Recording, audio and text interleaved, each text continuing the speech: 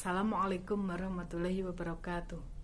Di sini saya akan menjelaskan materi selanjutnya, yaitu mengenai kibir dan ujub. Yang pertama, kibir. Kibir menurut istilah artinya menolak kebenaran, sedangkan menurut bahasa artinya besar atau agung. Ada beberapa hal yang dapat menyebabkan munculnya kibir. Yang pertama, ilmu. Seseorang yang memiliki ilmu terkadang masih memiliki sifat atau masih terkena penyakit sombong dan bangga diri. Yang kedua adalah amal dan ibadah. Orang-orang yang zuhud dan ahli ibadah terkadang tidak terlepas pula dari nistanya kesombongan dan tindakan yang memikat hati manusia. Terkadang kesombongan tersebut menyelinap ke dalam diri mereka, baik mengenai urusan agama maupun urusan dunia. Bagaimana cara kita agar terhindar atau dijauhkan dari sifat kibir tersebut? Yang pertama, menumbuhkan rasa keimanan. Yang kedua, memahami kekurangan dan kelebihan diri sendiri. Yang ketiga, saling memahami atau saling menghormati antar sesama manusia. Yang keempat, selalu bersyukur kepada Allah Subhanahu wa Ta'ala. Yang kedua, ujub. Ujub adalah merasa bangga diri pada diri sendiri, merasa heran pada diri sendiri. Maksudnya diri sendiri di sini adalah kepribadiannya, kelompok atau golongan yang masih memiliki hubungan erat dengan dirinya sendiri. Ada perkara yang dapat menyebabkan sifat ujub ini. Yang pertama, ujub dengan badan.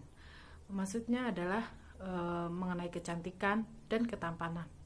Yang kedua, ujub karena kepintaran atau kecerdasan. Dan yang ketiga, ujub karena kekuatan atau ketangguhan. Bahaya apa sih yang dapat muncul karena ujub ini? Yang pertama, mendorong pada kesombongan. Orang-orang yang membanggakan diri tidak mau berdiskusi dan bermusyawarah dalam suatu masalah.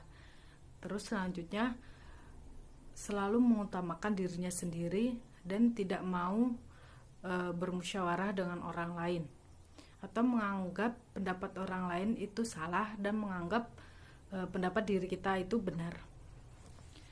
Bagaimana cara kita agar terhindar atau dijauhkan dari sifat ujub ini? Yang pertama, selalu mengingat akan hakikat diri sendiri, mengingat nikmat Allah, sadar akan hakikat dunia dan akhirat, tidak berkawan dengan orang yang kagum diri. Terus selalu bermusyabahah atau introspeksi diri. Dan yang terakhir adalah memohon petunjuk atau bantuan kepada Allah Subhanahu wa Ta'ala. Terima kasih. Sekian presentasi dari saya. Apabila kurang lebihnya saya mohon maaf. Wassalamualaikum warahmatullahi wabarakatuh. Baik, selanjutnya saya akan membahas bab riya. Riya dari kata ru'ya artinya adalah melihatkan kebaikan kepada orang lain. Secara istilah, riya itu beramal kebaikan karena untuk niat dipuji orang lain. Jadi riya itu bukan murni karena Allah tujuannya. Ada niat terselubung, yaitu ingin mengharapkan pujian orang lain tersebut. Dalam artian dia itu tidak ikhlas. Riya itu ada 3 bagian. Ada 5 bagian. Pada riya pada amal, riya pada badan, riya pada sikap, riya pada ibadah dan ucapan. Contoh riya dalam amal, dia itu beramal tapi dilihatkan orang lain, ingin dapat pujian. Misalkan menolong orang lain, terus memberikan bantuan kepada orang lain, niat agar dipuji bahwa dia itu kaya. Terus selanjutnya riya dalam badan, dia pakai pakaian mini agar kelihatan bahwa dia itu putih, agar dipuji kurus gitu. Sedangkan riya dalam ucapan, Contohnya zikir tapi dibuat-buat, difasyah-fasyahkan. Yaitu tujuannya agar dipuji orang lain juga. Selanjutnya riya dalam sikap. Contohnya pakaian, dia memakai pakaian yang robek-robek agar dipuji bahwa oh dia itu zuhud ya ternyata, nggak memikirkan dunia. Jadi gitu. Selanjutnya adalah bab syukur. Syukur itu menggunakan nikmat Allah kepada sesuatu yang dicintai Allah. Lawan dari syukur adalah kufur, menggunakan nikmat Allah kepada sesuatu yang tidak disukai oleh Allah. Misalkan nikmat Allah itu banyak sekali. Kita ambil contoh adalah sehat. Diberi sehat, tapi malah dipergunakan untuk berzina, untuk mencuri, untuk minum-minuman keras. Itu merupakan kufur nikmat Allah. Sedangkan gimana cara mensyukuri sehat? Mensyukuri sehat adalah ketika kita sehat, maka diadakanlah hajatan. Dalam rangka apa? Untuk mensyukuri sehat. Karena ketika kalian merasakan atau kehilangan sehat, baru berasa bahwa sehat itu sangat berharga. Sehat itu tidak ada bandingannya dibandingkan dengan harta itu. Jadi gitu. Contoh lain, Allah memberi tangan, kaki, mulut, itu merupakan nikmat. Jika kalian disuruh memilih harta yang berlimpah atau memilih tidak punya tangan, pasti kalian milih tangan kan ya?